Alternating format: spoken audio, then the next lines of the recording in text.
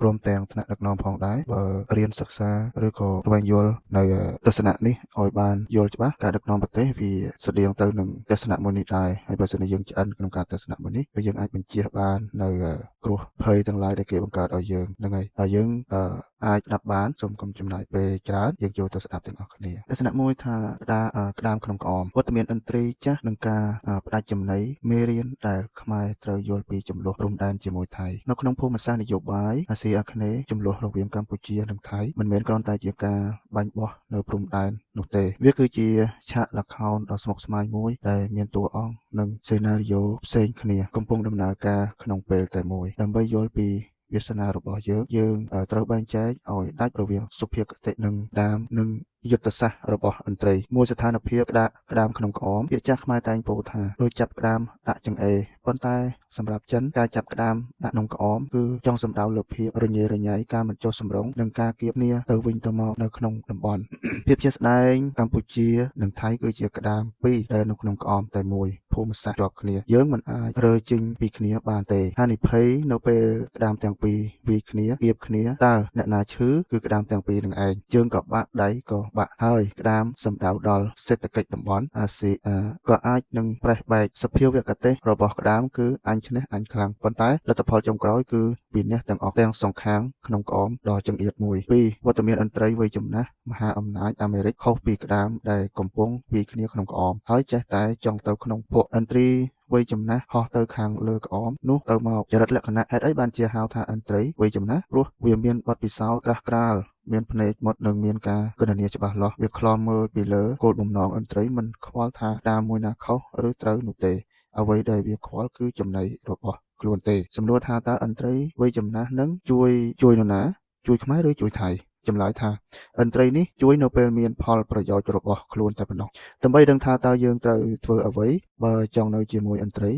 យើងត្រូវស្គាល់វាសិនថាភ្នែកវាកំពុងសម្លឹងទៅនរណាជារៀងរាល់2ឆ្នាំនិង4ឆ្នាំម្ដង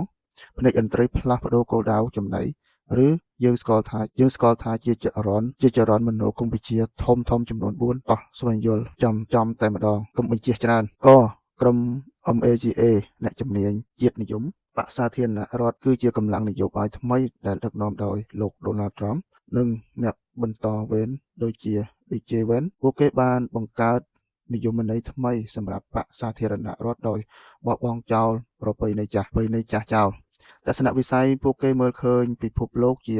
ទីផ្សារប្រកួតប្រជែងដ៏ឃោរឃៅសម្រាប់ពួកគេគ្មានពាក្យថាមិត្តភាពអមតៈទេមានតែផលប្រយោជន៍ជាតិភ្លាមប៉ុណ្ណោះអ្នកអភិរក្សនិយមតឹងរឹងបក្សសាធារណរដ្ឋគឺជាក្រុមដែលធ្លាប់គ្រប់គ្រងបក្សសាធារណរដ្ឋរបស់រាប់សិបឆ្នាំតំណែងដោយ Mitch McConnell Nikki Haley ទោះបីជាឥទ្ធិពលពួកគេថយចុះប៉ុន្តែពួកគេនៅតែកាន់កាប់តំណែងសំខាន់ក្នុងព្រឹទ្ធសភានិងវិស័យ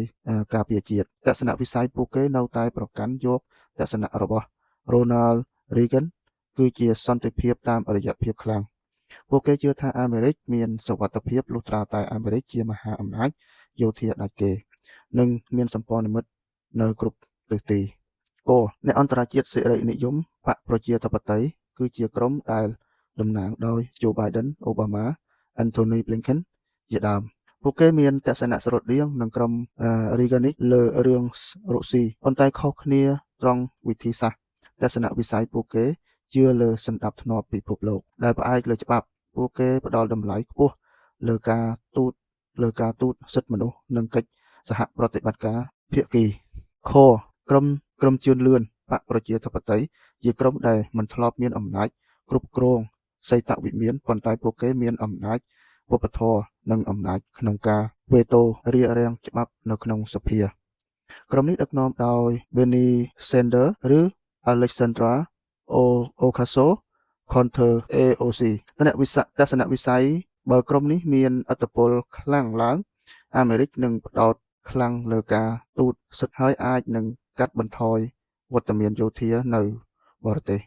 ស្រដៀងត្រាំតែក្នុងហេតុផលខុសគ្នាផ្នែកលើការផ្លាស់ប្ដូរទិសដៅចំណីជាញឹកញាប់បែបនេះគឺយើងត្រូវសម្រេចចិត្តដោះស្រាយ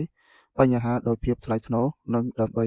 ប្រយោជន៍ជាតិបែបណាថ្ងៃនេះគេត្រូវការយើង ថ្ងៃស្អែកគេបោះបង់យើងចោលតើនរណាទទួលខុសត្រូវដើម្បីឲ្យកាន់តែច្បាស់យើងអាចបំបែកជា3 scenario ឬផ្នែក 2.1 ការរក្សាលំនឹងសម្បុកជួយខ្លួនឯងអតិភិបទី1នៅក្នុងចំនួនរវាងកម្ពុជានិងថៃគោលដៅធំបំផុតរបស់អាមេរិកគឺការទប់ស្កាត់ឥទ្ធិពលចិនប្រសិនបើអាមេរិកទុកឲ្យមានសង្គ្រាមនោះកម្ពុជានឹងកាន់តែពឹងផ្អែកលើចិនផ្នែកយោធានេះជាអ្វីដែលអាមេរិកខ្លាចបំផុតដូច្នេះអាមេរិកជួយបញ្ចប់សង្គ្រាមមិនមែនដោយសារស្រឡាញ់ខ្មែរឬថៃទេប៉ុន្តែគឺដើម្បីកុំឲ្យចិនមានលេសបញ្ជូនទ័ពឬលុកអាវុធមកក្នុងតំបន់នេះកាន់តែច្រើន 2.2 ជួយថៃក្នុងនាមជាសម្ព័ន្ធមិត្តយោធាកុំភ្លេចថាថៃគឺជាមិត្តចាស់របស់អាមេរិកតាំងពីឆ្នាំ1833ហើយកម្ពុជាក៏ជាដៃគូអាមេរិកកំពុងតាមអូសទាញតាមផ្លូវច្បាប់និងប្រវត្តិសាស្ត្រអាមេរិកមានចំណូលជួយថៃច្រើនជាងដោយសារសន្ធិសញ្ញាថៃជាសម្ព័ន្ធមិត្តក្រៅ NATO មកចូលនុន NATO អាលីអាមេរិកមានកាតព្វកិច្ចការពារថៃខ្លាំងជាងកម្ពុជាយុទ្ធសាស្ត្រថៃជាមូលដ្ឋានទ័ពនិងជាចំណុចកណ្ដាលនៃយុទ្ធសាស្ត្រ Indo-Pacific របស់អាមេរិកប៉ុន្តែអាមេរិកនឹងមិនជួយថៃឲ្យគំតិចកម្ពុជាទេព្រោះវានឹងធ្វើឲ្យតំបន់ទាំងមូលអស្ថិរភាព 2.3 ជួយកម្ពុជាក្នុងនាមជាទីផ្សារនិងតួអង្គទប់លំនឹងអាមេរិកជួយកម្ពុជាក្នុងកម្រិតមួយដែលមិនឲ្យកម្ពុជាដួលរលំសេដ្ឋកិច្ចអាមេរិកជួយទិញទំនិញកម្ពុជា